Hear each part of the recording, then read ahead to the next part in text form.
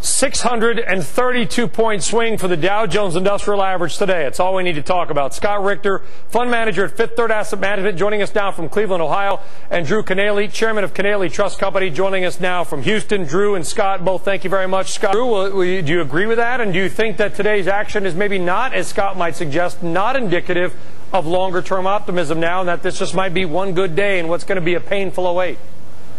Scott's got it right. It's a classic bear market rally. We're in bear market territory. This market's making its own news. It's feeding off of rumors and making big swings. So tomorrow's rumor is the next big swing. Here's what I'm trying to figure out, Drew, and maybe you can help us. About a month ago, tech was outperforming. We said, and we had guests on who said, hey, tech's immune to subprime and credit problems. Don't worry about tech. Tech's been underperforming the rest of the market over the last 30 days. When did everybody start hating tech? When they really started connecting the dots to a recession. And that's what this market's trying to discount right now. They've already taken out the consumer discretionary, certainly the financials, they've taken those out. So now they're rotating to the next group that won't survive a recession. It's interesting because we showed our viewers some data from the last couple of recessions. Home builders and also consumer companies tended to do well in aggressive Fed easing cycles. We're obviously in one right now. Drew and Scott, I'll ask you both to comment on this.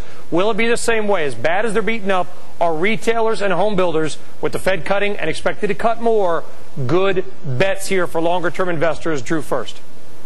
Well, home builders still have a tremendous inventory to work off, and that's going to take some time in the balance of this year. Retailing, probably so later on this year. I mean, the Fed's got a long way to go still. If you're looking at a T-bill at 2.2% and Fed funds at 3.50 today, they've got a long way to go, and that really means we have a long way to go before this economy takes hold, because they've got to continue to cut. Sounds like you're saying no, but if you look at today's action, I'm on my Bloomberg here. Centex, you got Pulte, you got a bunch of the home builders and retail stocks, the best stocks in the last 2 days. That's just the last 2 days. Give the rest of the year's time to play out.